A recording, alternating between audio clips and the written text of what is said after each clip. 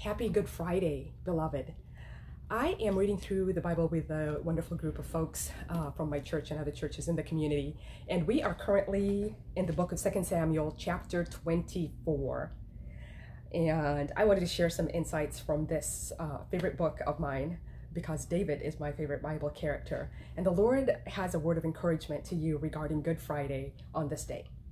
We meet David at this point towards the end of his life, having committed a sin, and the consequences of that sin are upon the land, and people are dying from a plague. Let's pick up from 2 Samuel chapter 24, verse 16.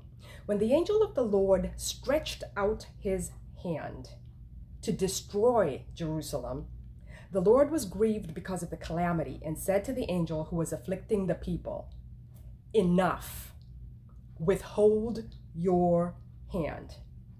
Another version says, "Withdraw your hand." And the angel of the Lord was then at the threshing floor of Arauna, the Jebusite. And I wanted to talk to you today regarding the threshing floor of Arauna and the importance that it has in your life.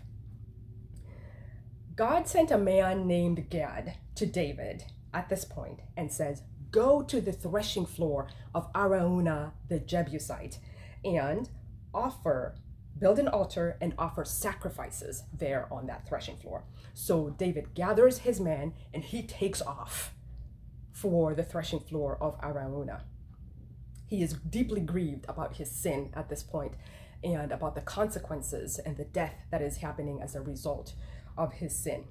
Arauna sees David and his men coming, and in fear he runs to meet them, and he bows down in honor to the king and says, "Why does the Lord my king come to me?" And David says, "I have come to buy you a threshing floor so that I can build an altar to the Lord." Arauna, who is a wonderful man of faith, obviously, and who deeply reveres God and David, says, "Oh, please, let the Lord have whatever he pleases." He offers him the threshing floor. He offers him oxen to sacrifice. He offers him the yokes that the oxen use as wood for either the altar or to burn the sacrifice. And then he says wonderful words to him.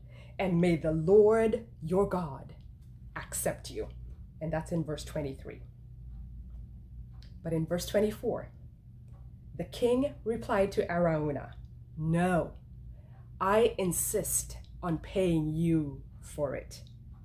And these words are classic. "I will not sacrifice to the Lord my God anything that costs me nothing." So David bought the threshing floor and the oxen and paid 50 shekels of silver for them. Now, this is of great significance to us historically in our spirit walk. The threshing floor of Arauna is on Mount Moriah.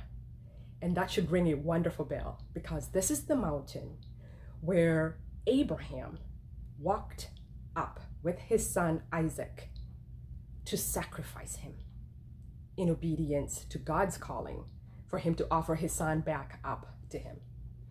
And Abraham and Isaac walked up to the mountain.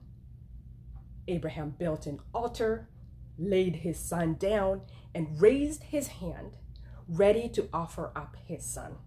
And at that moment, God said, "Stop. Now I know that you trust me."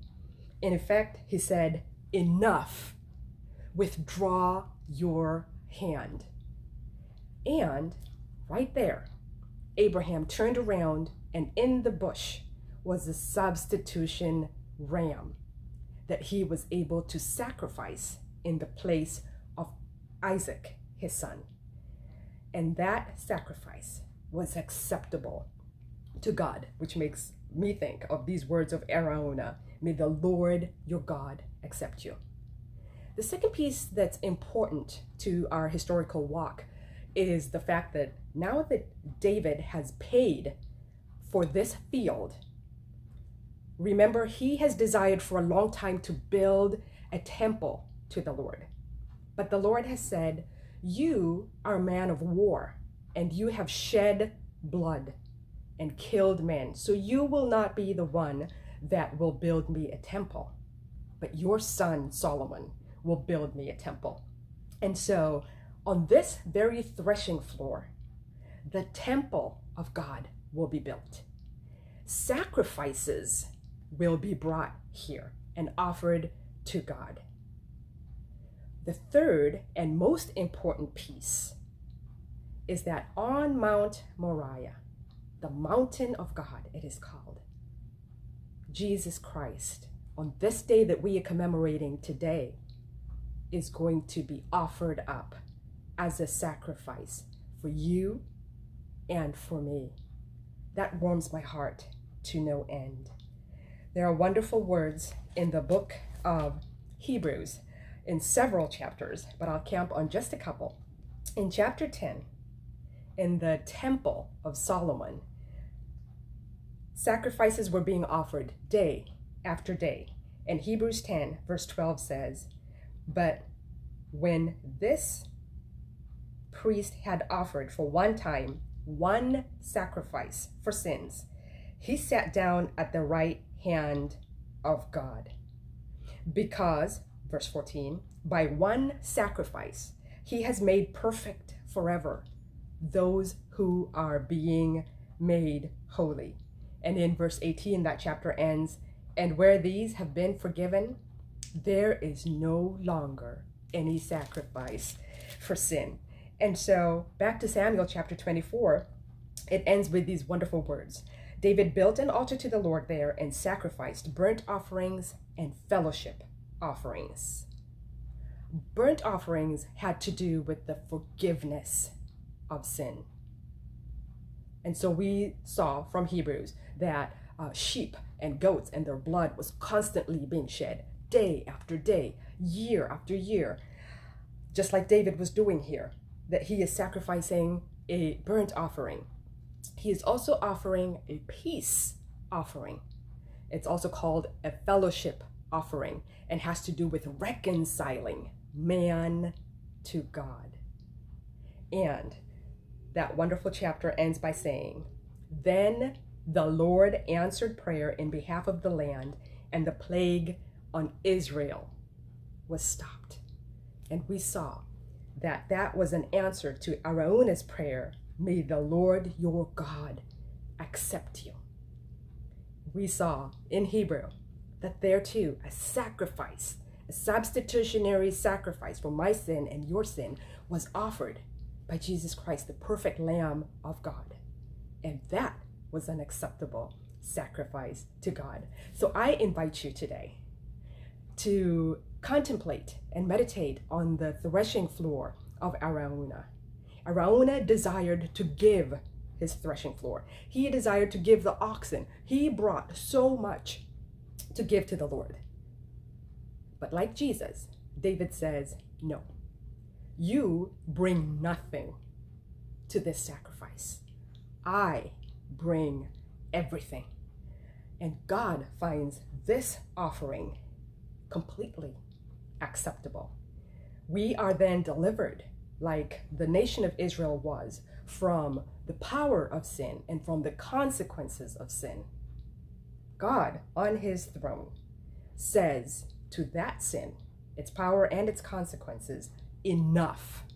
Withdraw your hand." And how wonderful a picture of God making him who had no sin to be sin for us, that we might become his righteousness. So we are chosen by God upon believing this truth, that Jesus Christ is the substitution lamb for us on this Good Friday and every day of the year. And we get to commemorate it. We get to share it with the world that is hurting, that is anxious, that is dying as a result of the plague of sin, and not just COVID, right? Fear isn't COVID. The fear is that COVID's going to kill you, or fear is that COVID's going to destroy you or yours. But if we have Jesus Christ, we have an acceptable sacrifice, and God can say to it, "Enough. Withdraw your hand." Walk in faith and victory, beloved. Blessings to you this Good Friday.